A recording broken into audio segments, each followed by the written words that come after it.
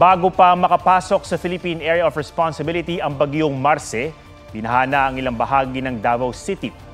Hanggang bewang ang baha sa barangay Panakan nang umulan noong Sabado. 7 magkakaanak ang inilikas sa covered court.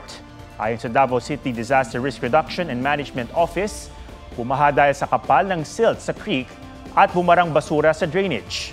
Tinanggal na ang mga nakabarang basura at inirekomenda sa barangay na ipatanggal sa DPWH ang debris mula sa creek.